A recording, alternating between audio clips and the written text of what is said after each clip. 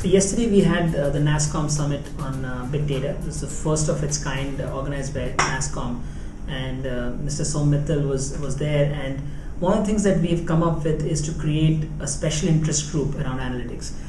The thought here is that IT, the future of IT could be analytics, and analytics could become a really large percentage of the whole world as seen by Nasscom. And the idea is to create the special interest group so that we can ensure India's competitiveness as far as analytics is concerned for the future. Now today India happens to be probably the global hub for analytics already. Yes, for a number of years the US had the best talent as far as analytics is concerned, but I think increasingly India is producing more talent and more trained talent in analytics than in any other country. But we can, in the future, we might have competition from China or some of the Eastern European countries and so on. And the idea is to make sure that India is producing the kind of talent it requires to produce and the kind of capabilities that it requires to have to be able to be the global hub for analytics as it has been the global head for IT for such a long time. So that's the general idea. The kind of questions that we are handling here are how do we develop talent? We know that India produces a lot of engineering talent, but they may not be employable engineering talent. India also produces statisticians, but not nearly enough. India produces a lot of economics graduates, but there are disciplines like we need sociology, several disciplines from arts like sociology, psychology, and neuroscience and behavioral economics. All of these are important pieces of the puzzle as far as getting analytics right is concerned. Yes, we need engineers, we need big data engineers, we need people who can manage to process large amounts of data and build the infrastructure. We also need people who can understand business problems, but we also need the data scientists. So there's an ecosystem of skills that are required to get this right.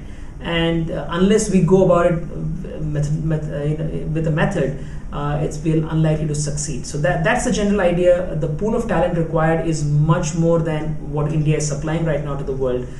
We've seen McKinsey studies that have said that there will be a shortage of at least 200,000 people who can run analytics in the US in the near future, and 1 million people who understand analytics.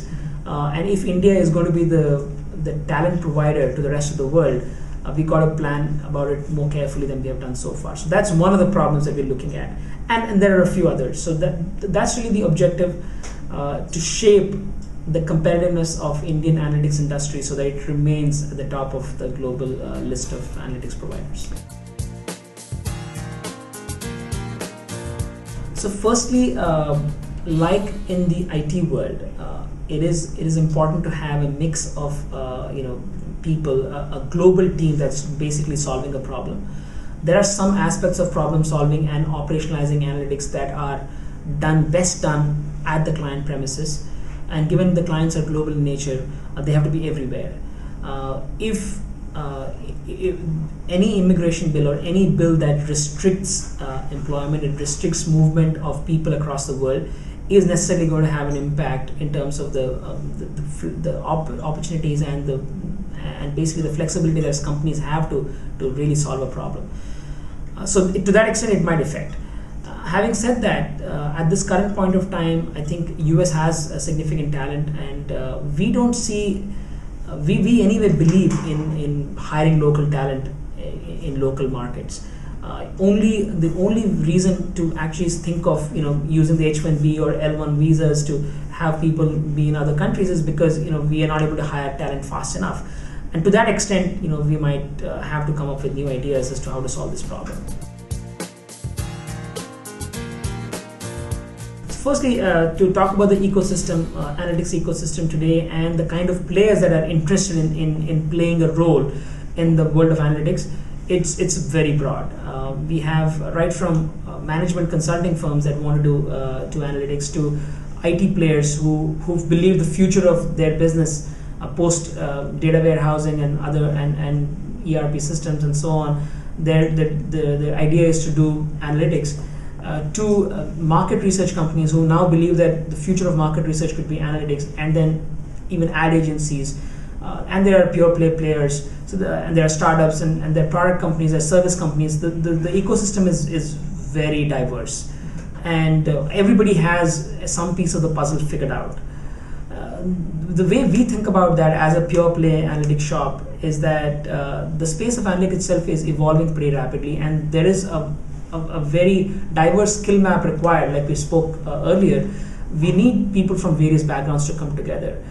And so our belief is that as a specialist provider of analytics, we are better equipped to understand the diversity of the skill map required and focus on it. Instead of focusing on multiple things like other players are focusing on. It's a little harder to get that right, given the complexity and the rapidness in which of change around this industry.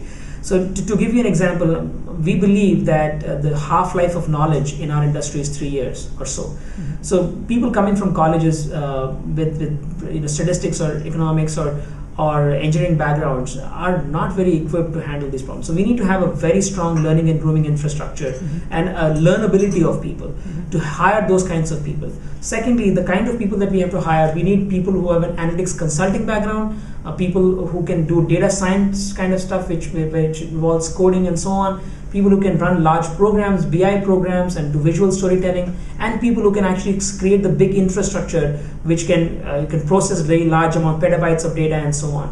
So given the already vast nature of the kind of stuff that we're doing as an analytics industry, we believe that specialist players are well equipped or better equipped than the other players. IT players have an advantage too. They have great CIO relationships. They have implemented data warehouses and so on, so they have access to data. So they're well equipped too. So time will tell really as to how this will evolve and who will win. Traditionally, it's been the CMO or the Chief Risk Officer. It could be the Chief Analytics Officer. Several organizations have now a role which is called the Chief Analytics Officer or the Chief Science Officer in some cases. These guys have the budgets. These are the guys who we have been dealing with so far. IT companies have been very good in dealing with CIOs. But the interesting trend here is CIOs increasingly feel the need to be the providers of analytics inside their organizations as well. All right. So there is this interesting thing that's going on inside companies where they're trying to define or understand who plays which role and who gets. Is it a centralized team? Is it a specific team with each business units, or is it a federated model which is partly centralized and partly spread out? That's something that's evolving at the moment, and therefore time will tell again as to what exactly will happen. But IT players have some strengths in terms of their CI relationships, and players like Fractal have their strengths in terms of being able to deal with business units and the marketing functions and work with them in solving problems. Tell us about some of the interesting work that's happening at Fractal. Yes, there's plenty of excitement at this point of time. Something that I'd like to tell you about is customer genomics. The idea here is how do we understand consumer behavior through every transaction that's going on.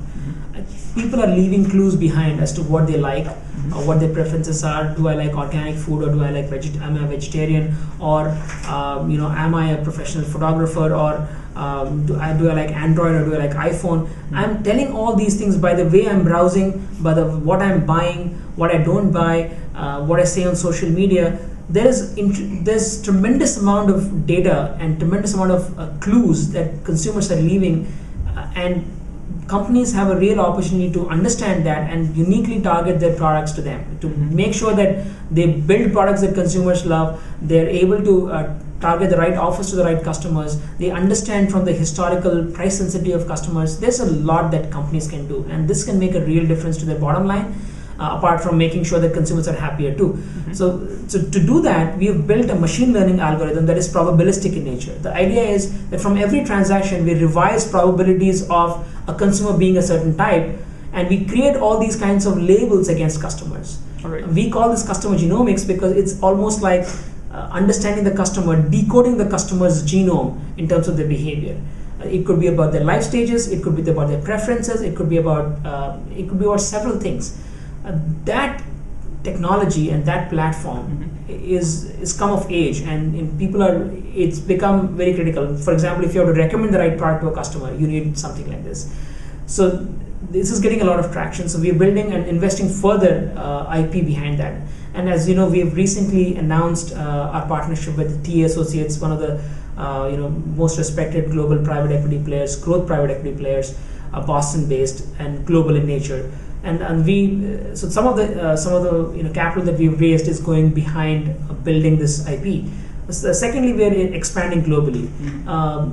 Fractal's uniqueness also comes from the fact that we are present in more than 100 countries around the globe from a client standpoint and from the kind of nature of work we do standpoint. So that's because we're working with some of the global companies and we're working with them across the globe. So now clients are asking us to co-create with them, co-innovate with them, and to be present with them wherever they're present. So that's another reason for expansion, and that's pretty exciting as well.